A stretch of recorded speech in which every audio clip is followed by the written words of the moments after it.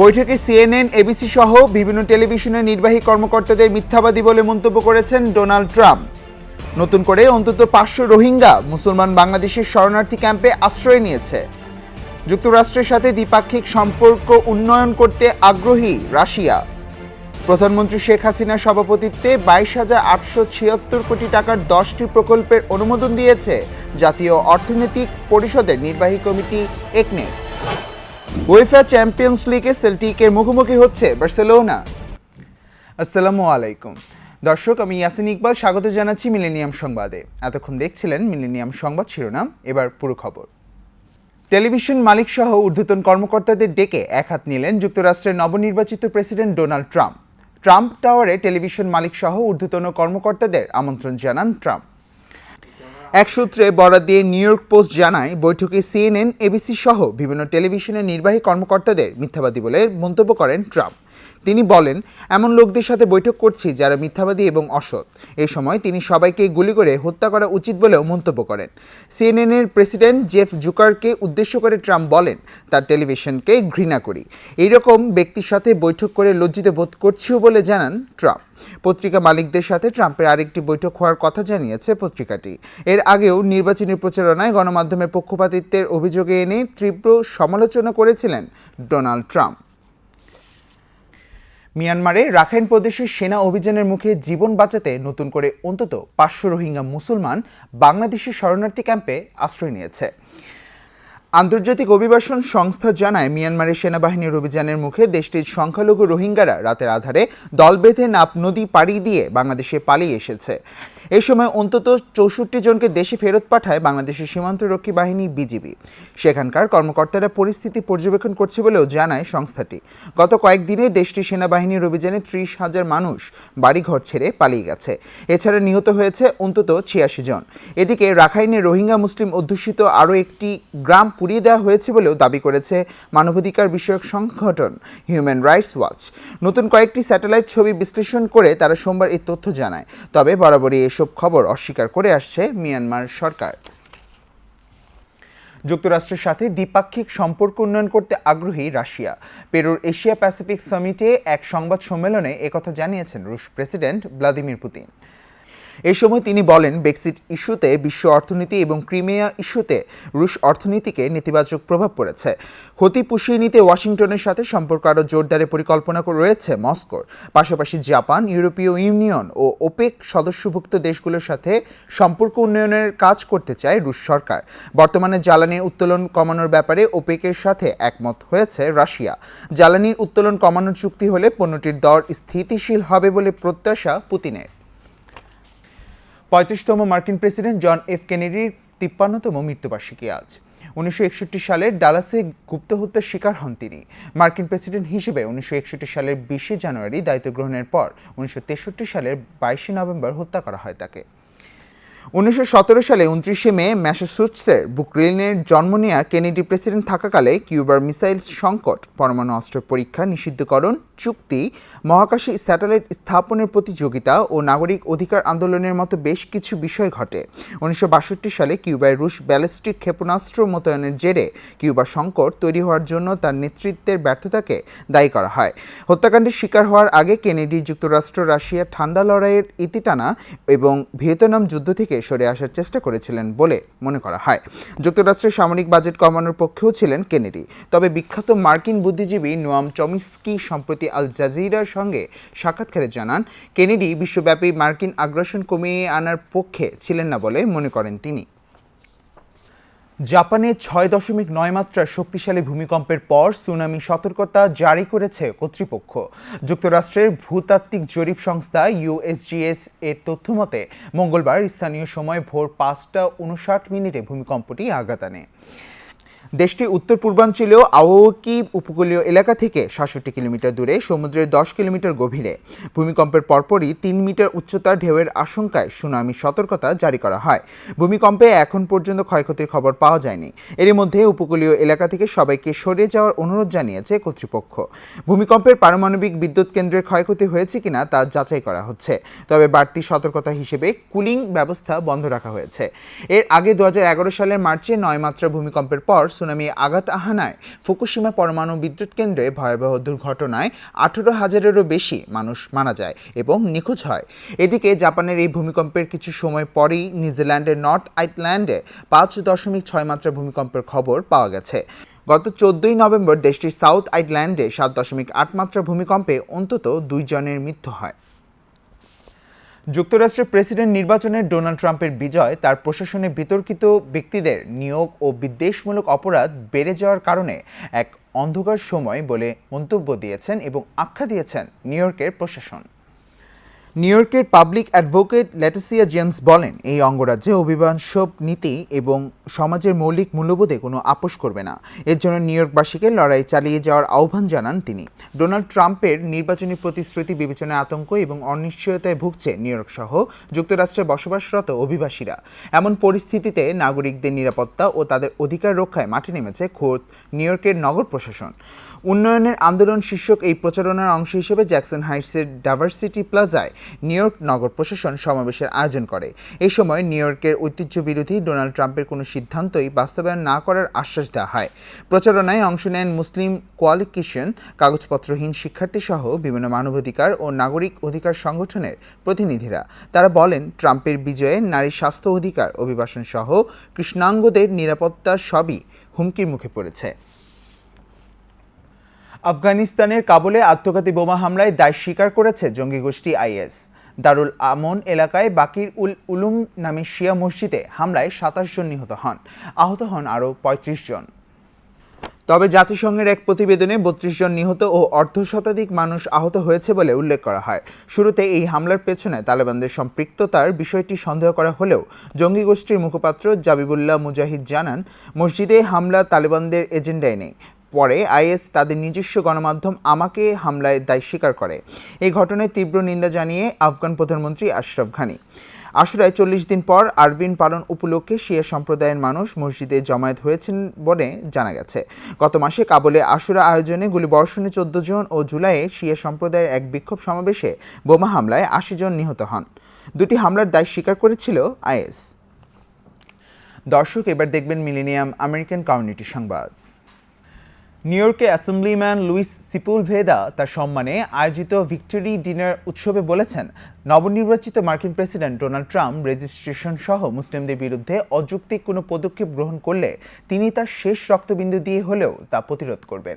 New York office থেকে নিশাত নূর জানান, new York assembly district 87 থেকে নির্বাচিত অ্যাসেম্বলিম্যান লুইস সিপুলভেদার সম্মানে আনন্দ ঘন পরিবেশে গত শনিবার রাতে ব্রোঙ্কসের একটি রেস্টুরেন্টে অনুষ্ঠিত হয়েছে এই ব্যতিক্রমী ডিনার পার্টি। সদ্য সমাপ্ত নিউ ইয়র্ক স্টেট অ্যাসেম্বলি নির্বাচনে বিপুলভাবে বিজয়ী লুইস সিপুলভেদার সম্মানে victory dinner in honour of assemblyman Luis Sepulveda শিরোনামে এই অনুষ্ঠানের আয়োজন করে নিউ ইয়র্ক অ্যাসেম্বলি ডিস্ট্রিক্ট 87 এর জুডিশিয়াল ডেলিগেট ও বাংলাদেশ আমেরিকান উইনম্যান অ্যাসোসিয়েশনের প্রেসিডেন্ট রেক্সোনা মজুমদার, স্থানীয় কমিউনিটি বোর্ডের ফার্স্ট ভাইস চেয়ারম্যান ও বাংলাদেশি আমেরিকান কমিউনিটি কাউন্সিলের প্রেসিডেন্ট আইনজীবী Mohammad N Majumder master of law এর সভাপতিত্বে এবং তরুণ কমিউনিটি এক্সিভিস্ট রাশেদ মজুমদারের পরিচালনায় অনুষ্ঠানে অ্যাসেম্বলিম্যান লুইস সিপুলভেদা ছাড়াও অন্যদের মধ্যে বক্তব্য রাখেন বাংলাদেশের Moulvibazar district chief judicial magistrate AQM Nasir Uddin, assembly district 87 এর জুডিশিয়াল ডেলিগেট রেক্সোনা মজুমদার, সহ কমিউনিটির নেতৃবৃন্দ সহ আরও অনেকে।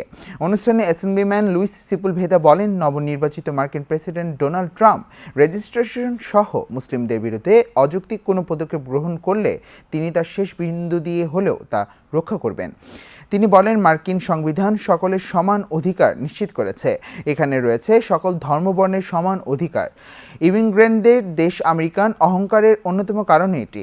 তিনি বলেন, নির্বাচিত প্রেসিডেন্ট ডোনাল্ড ট্রাম্প তার নির্বাচনী প্রচারণায় সৃষ্ট আশঙ্কাকে ভুল প্রমাণ করে সংবিধান সমুন্নত রাখবেন, এটাই সকলে প্রত্যাশা করেন।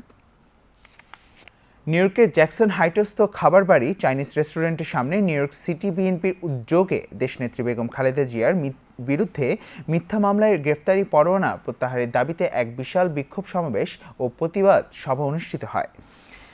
উক্ত প্রতিবাদ ও বিক্ষোভ সভায় সভাপতিত্ব করেন নিউ ইয়র্ক সিটি বিএনপির সভাপতি সাবেক ছাত্রনেতা হাবিবুর রহমান সেলিম রেজা। সভা পরিচালনা করেন সংগঠনের সাধারণ সম্পাদক মোহাম্মদ আশরাফ হোসেন। সভায় প্রধান অতিথি হিসেবে ছিলেন যুক্তরাষ্ট্র বিএনপির সাবেক সাধারণ সম্পাদক জনাব জিল্লুর রহমান জিল্লু। বিক্ষোভ ও প্রতিবাদ সভায় বক্তারা স্বৈরাচারী অবৈধ হাসিনা সরকারকে হুঁশিয়ারি উচ্চারণ করে বলেন, তিনবারের প্রধানমন্ত্রী দেশনেত্রী বেগম খালেদা জিয়ার বিরুদ্ধে মিথ্যা ও বানোয়াট মামলায় গ্রেফতারি পরোয়ানা বাতিল করে দেশ ও জনগণের ক্ষমতা জনগণকে ফেরত দেওয়ার জন্য নির্দলীয়, নিরপেক্ষ ও নির্বাচন কমিশন শক্তিশালী করে দেশে নির্বাচন দেওয়ার জন্য জোর দাবি জানান। তা না হলে বাংলাদেশের সকল জাতীয়তাবাদী শক্তিকে ঐক্যবদ্ধ করে এই অবৈধ সরকারের বিরুদ্ধে দুর্বার গণ আন্দোলন গড়ে তুলে পতন ঘটানো হবে। নিউ ইয়র্কের সার্বজনীন বিজয়া পূর্ণমিলনী অনুষ্ঠান থেকে Hindu council of North America নেতৃবৃন্দগণ অবিলম্বে বাংলাদেশে হিন্দু সম্প্রদায়ের ওপর হামলা বন্ধ এবং হিন্দুদের বিরুদ্ধে আপত্তিকর মন্তব্য করার জন্য মৎস্য ও প্রাণী সম্পদ মন্ত্রী সাইদুল হকের পদত্যাগের দাবি জানিয়েছে। গত 20 নভেম্বর রবিবার সন্ধ্যায় জ্যাকসন হাইটসের বেলেজিনো পার্টি হলে নিউ ইয়র্কের প্রায় 32টি সংগঠনের সহযোগিতায় অনুষ্ঠিত এই বিজয়া পূর্ণমিলনী অনুষ্ঠানে বিপুল সংখ্যক হিন্দু ধর্মাবলম্বী প্রবাসী বাংলাদেশি অংশ নেন। অনুষ্ঠানে বক্তব্য দেন নিউ ইয়র্কের স্টেট সিনেটর নিলয় কমরি, হিন্দু কল্যাণ অফ নর্থ আমেরিকার আহ্বায়ক গৌরাঙ্গ কুণ্ডু, সদস্য সচিব প্রণবেন্দু চক্রবর্তী সহ বিভিন্ন মন্দির সনাতন ধর্মের প্রতিনিধিবৃন্দরা। অনুষ্ঠানে বাংলাদেশের সংখ্যালঘুদের ওপর হামলা বন্ধে সবাইকে ঐক্যবদ্ধ হওয়ার আহ্বান জানিয়ে বক্তারা বলেন, এই মুহূর্তে আমাদের মধ্যে ঐক্য বজায় রাখতে হবে এবং সম্মিলিতভাবে প্রতিবাদ জানাতে হবে। দর্শক, মিলেনিয়াম সংবাদে এই পর্যায়ে ছোট্ট একটি বিরতি, সঙ্গেই থাকুন। ফ্রেন্ডস ডেভেলপমেন্ট, একটি স্বপ্নের ঠিকানা, একটি সুন্দর আবাসস্থল। ফ্রেন্ডস ডেভেলপমেন্ট আপনার স্বপ্নের বাস্তব রূপ দেয়। নতুন ডুপ্লেক্স, অ্যাপার্টমেন্ট, কমার্শিয়াল বিল্ডিং নির্মাণের জন্য নির্ভরযোগ্য একটি প্রতিষ্ঠান। ফ্রেন্ডস ডেভেলপমেন্ট অত্যাধুনিক ডিজাইন, সর্বশেষ প্রযুক্তির সমন্বয়ে আমাদের কর্মতৎপরতা কনক্রিট, সিমেন্ট আর ইস্পাতের মজবুত বন্ধনে গড়ে উঠুক আপনার বাড়ি। রোদ বৃষ্টি সহ সকল বৈরিতার বিরুদ্ধে করি সঠিক ট্রিটমেন্ট। আপনার শহরের প্রাইম লোকেশনে রয়েছে আমাদের অ্যাপার্টমেন্ট। আপনার কষ্টার্জিত টাকা এবং আমাদের নির্ভেজাল শ্রমে নির্মিত হোক আপনার স্বপ্নের বাড়িটি। আপনার জীবন হোক সুন্দর এবং আনন্দময়। আমাদের ঠিকানা friends development, 211 east 43 street, suite B, 507, New York, NY 10017। Phone 718-893020। Email friendsdevelopment@optimum.net। Nisha trading একটি আন্তর্জাতিক মানের গার্মেন্টস প্রোডাক্ট আমদানি ও রপ্তানিকারক প্রতিষ্ঠান। ইউরোপ, এশিয়া ও আমেরিকা সহ বিশ্বের নানা স্থানে বাইং, মার্চেন্টাইজিং এবং ম্যানুফ্যাকচারিং করে থাকে। সর্বাধুনিক প্রযুক্তিতে তৈরি বিভিন্ন ডিজাইনের পোশাক বাজারজাতকরণ এবং বিপণন এই প্রতিষ্ঠানের লক্ষ্য। প্রতিষ্ঠানের বৈশিষ্ট্য: উন্নতমান নিশ্চিতকরণ, টেকসই পণ্যের নিশ্চয়তা, নির্ধারিত সময়ে পণ্য সরবরাহ, লেনদেনের স্বচ্ছতা ও বিশ্বস্ততা। যোগাযোগের ঠিকানা USA corporate office, 1747 third street sweet 215, Jackson height, new York, NY 11372। Bangladesh corporate office, বাড়ি নং 145, সপ্তম তলা, রোড নম্বর 12, ব্লক জি, দক্ষিণ Banasree, Khilgaon, Dhaka 1219।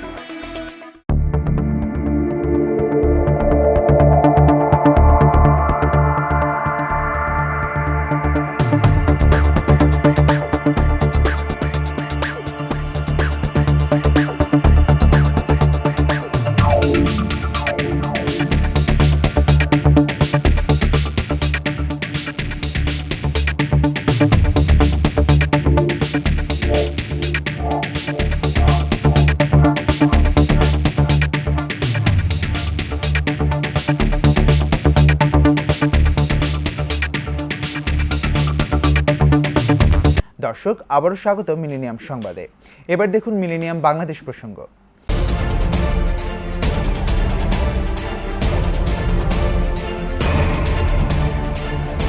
Power grid network শক্তিশালীকরণ প্রকল্প সহ 22,876 কোটি টাকার 10টি প্রকল্পের অনুমোদন দিয়েছে জাতীয় অর্থনৈতিক পরিষদের নির্বাহী কমিটি, একনেক। প্রধানমন্ত্রী শেখ হাসিনার সভাপতিত্বে শেরেবাংলা নগরে এনসিই সম্মেলন কক্ষে সংশোধিত ও নতুন এই প্রকল্পগুলোর অনুমোদন দেওয়া হয়। প্রকল্পগুলোর বাস্তবায়নে সরকারি অর্থায়ন ধরা হয়েছে ৮,৬৬৮ কোটি টাকা। এরই মধ্যে পাওয়ার গ্রিড নেটওয়ার্ক শক্তিশালীকরণ প্রকল্পে ব্যয় ধরা হয়েছে ১৩,৭০৩ কোটি টাকা। অন্য প্রকল্পগুলোর মধ্যে রয়েছে সিরাজগঞ্জে বিসিক শিল্প পার্ক স্থাপন, আশুগঞ্জ থেকে বাকরাবাদ পর্যন্ত গ্যাস বিতরণ, সক্ষমতা বৃদ্ধিকরণ, ঢাকা মেট্রোপলিটন পুলিশের সক্ষমতা ও দক্ষতা বৃদ্ধিকরণ এবং ঢাকার গুলশান, ধানমন্ডি ও মোহাম্মদপুরে ২০টি পরিত্যক্ত বাড়িতে ৩৯৮টি আবাসিক ফ্ল্যাট নির্মাণ প্রকল্প। নারায়ণগঞ্জ সিটি কর্পোরেশন নির্বাচনে আওয়ামী লীগ থেকে মনোনয়ন পাওয়া সেলিনা হায়াৎ আইভী ও সংসদ সদস্য শামীম ওসমানকে নিয়ে বৈঠক করছেন প্রধানমন্ত্রী শেখ হাসিনা। শামীম ওসমান ও আইভী গণভবনে পৌঁছান, এরপরই শুরু হয় বৈঠক। দলীয় সূত্র জানায়, নির্বাচনী দলের পক্ষ থেকে যেন একসঙ্গে কাজ করে সে বিষয়ে নির্দেশনা দিতেই এই বৈঠক ডাকা হয়। এর আগে গতকালের দলের সাধারণ সম্পাদক ওবায়দুল কাদেরের সঙ্গে আইভী ও শামীম ওসমান বৈঠক করার কথা থাকলেও সেটি সম্ভব হয়নি। খাদ্যমন্ত্রী অ্যাডভোকেট কামরুল ইসলাম বলেছেন, ইতিমধ্যে বাংলাদেশে খাদ্য স্বয়ংসম্পূর্ণতা অর্জন করেছে। এখন খাদ্যপুষ্টি নিশ্চয়তা দিতে কাজ করছে সরকার। রাজধানী একটি হোটেলে পেডিয়াট্রিক নিউট্রিশন স্নাতকোত্তর সমাবর্তন অনুষ্ঠানে বক্তব্য রাখেন তিনি। বোস্টন বিশ্ববিদ্যালয়ের সহযোগিতায় নেসলে নিউট্রিশন ইনস্টিটিউট এর ১ বছরব্যাপী সার্টিফিকেট কোর্সের আয়োজন করে। ৩০০ শিশুরোগ বিশেষজ্ঞ এই কোর্সে অংশগ্রহণ করেন। বছরব্যাপী কোর্সের সনদ বিতরণ অনুষ্ঠানে প্রধান অতিথির বক্তব্যে খাদ্যমন্ত্রী কামরুল ইসলাম বলেন, আজকে যে বাংলাদেশ তথ্য প্রযুক্তির ক্ষেত্রে বলেন, যোগাযোগ ব্যবস্থা বলেন, স্বাস্থ্যে বলেন, খাদ্যে বলেন, প্রত্যেকটা ক্ষেত্রে বাংলাদেশ আজকে প্রত্যেকটা ক্ষেত্রে বাংলাদেশ যে এগিয়ে যাচ্ছে, যে স্বপ্ন আমরা দেখছি, আমাদের যে স্বপ্ন পূরণ হচ্ছে প্রত্যেকটা ক্ষেত্রে, সেই স্বপ্ন কার্যকর করতে কিন্তু দীর্ঘদিন পর্যন্ত তারা যে সরকারে যারা ছিল তারা কিন্তু কাজগুলো তারা করে নাই।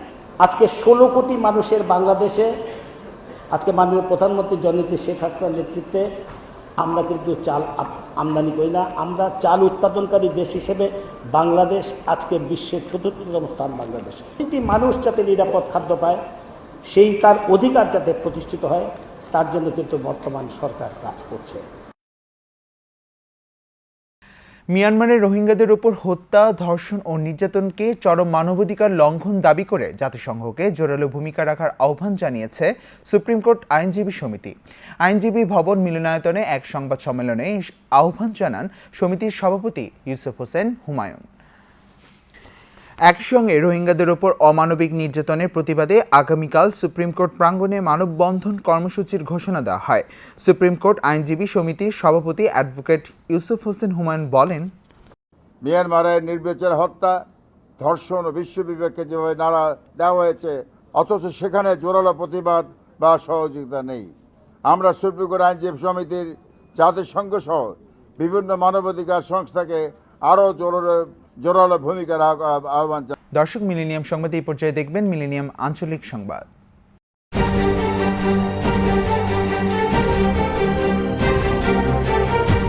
গাজীপুরে শেখ মুজিবুর রহমান কৃষি বিশ্ববিদ্যালয়ে 18তম দিবস উপলক্ষে শোভাযাত্রা ও আনন্দ র্যালি সহ দিনব্যাপী নানা আয়োজন অনুষ্ঠিত হয়েছে।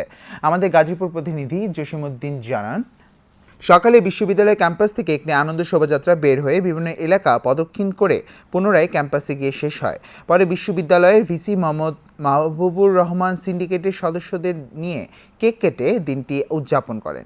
এরপর সুফিয়া কামাল অডিটোরিয়ামে একটি সাংস্কৃতিক অনুষ্ঠানের আয়োজন করা হয়। ময়মনসিংহের হবিরবাড়ি ঝালপাঝা রোডে অবস্থিত সুপ্তি সোয়েটার্স এর ব্যবস্থাপনা পরিচালক মোহাম্মদ মুস্তাফিজুর রহমান মামুনের উপস্থিতিতে এবং তার পক্ষ থেকে ব্রাইট স্টার মডেল স্কুলের মাঠে এলাকার প্রায় ৫ শতাধিক নারী, পুরুষ ও শিশুদের মাঝে শীত বস্ত্র বিতরণ করা হয়। ময়মনসিংহ থেকে শফিউল্লাহ আনসারি জানান, এ সময় স্কুলের প্রতিষ্ঠাতা ও সভাপতি Mohammad Rafiuddin Sarkar, factory manager Abu Noman Patwari, accounts officer Shahjahan Siraj ও ফ্যাক্টরি কর্মকর্তারা উপস্থিত ছিলেন। তরুণ শিল্পপতি মুস্তাফিজুর রহমান মামুন জানান, এই বছর তিনি 5টা স্পটে 2500 শীতের কাপড় হতদরিদ্রদের মধ্যে বিতরণ করেন। আজকে এই কাজে শুভ উদ্বোধন হলো। তারুণ্যের অহংকার ও বিএনপির সিনিয়র ভাইস চেয়ারম্যান তারেক রহমানের 52তম শুভ জন্মদিন উপলক্ষে দোয়া মাহফিল ও আলোচনা সভার আয়োজন করে জাপান বিএনপি। জাপান থেকে ফখরুল ইসলাম জানান, 52তম জন্মদিন উপলক্ষে জাপান বিএনপির নেতাকর্মীরা কেক কেটে জন্মদিনটি উৎসবমুখরভাবে উদযাপন করেন। জাপান বিএনপি সভাপতি নূর আলী এবং সাধারণ সম্পাদক মীর রেজাউল করিম রেজা জন্মদিনে কেক কেটে নেতাকর্মীদের মাঝে পরিবেশন করেন। জন্মদিনের অনুষ্ঠানটিতে জাপান বিএনপি এবং এর অঙ্গ সংগঠন এবং সহযোগী সংগঠনের নেতাকর্মীদের মধ্যে উল্লেখযোগ্যভাবে উপস্থিত ছিলেন কাজী এনামুল হক, মোফাজ্জল হোসেন, আলমগীর হোসেন মিঠু সহ আরও অনেকে। দর্শক এবার দেখবেন মিলেনিয়াম বাণিজ্য সংবাদ।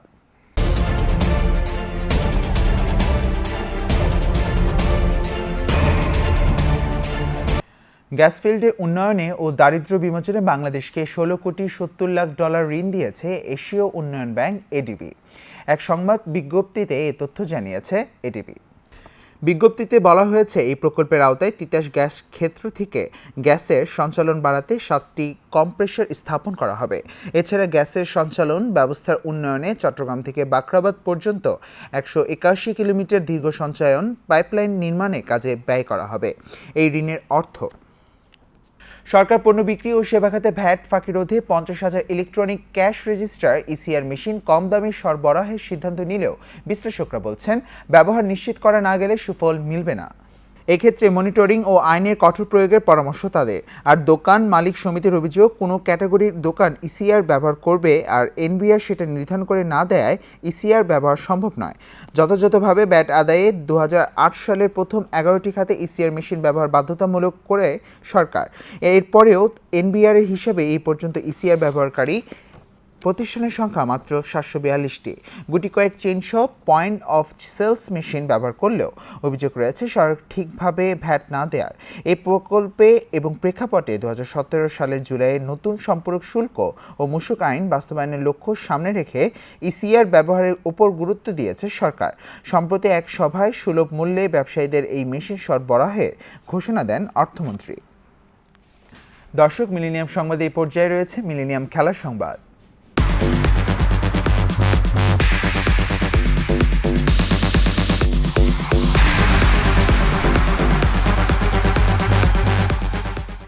উয়েফা চ্যাম্পিয়ন্স লিগে ভিন্ন ভিন্ন ম্যাচে মাঠে নামবে বড় ক্লাবগুলো।